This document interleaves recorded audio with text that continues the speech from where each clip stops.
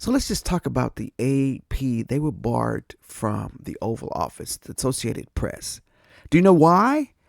Because one of the reporters refused to refer to the Gulf of Mexico as Gulf of America. So therefore, they have been barred. You can call it whatever you want to call it. Just because President Trump wrote that doesn't mean that you have to speak that. We have freedom of speech. Call it whatever you want to call it.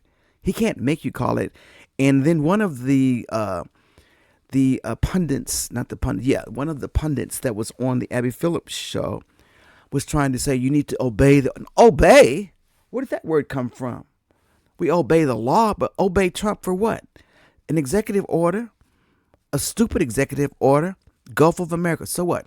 A lot of countries do that. You see old maps of other countries. They will change the names up to fit their. So what? It's no big deal. But you can't make anybody say that. The Associated Press is an international organization. They don't just deal with the Americas. All right. So barring them from the Oval Office, they still can come into the White House press briefing room, but only select reporters get to go and interview the president in the Oval Office. And so the Associated Press, which is where most of the news organizations get their news, their feed, they get because they have so many reporters around the world, have been barred from the White House Oval Office if there's any kind of press conference in there. They're going to sue because, this is their First Amendment right.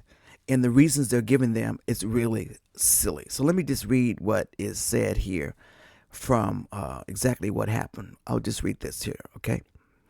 So in February 2025, the White House barred an Associated Press reporter from attending an Oval Office event after the news organization declined to adopt President Donald Trump's directive to rename the Gulf of Mexico as the Gulf of America. The AP made its use of the traditional name, citing its long-standing historical and international recognition. In response, the White House restricted the AP's access to certain events. AP Executive Editor Julie Pace condemned the action, stating that it impedes on public access and violates the First Amendment.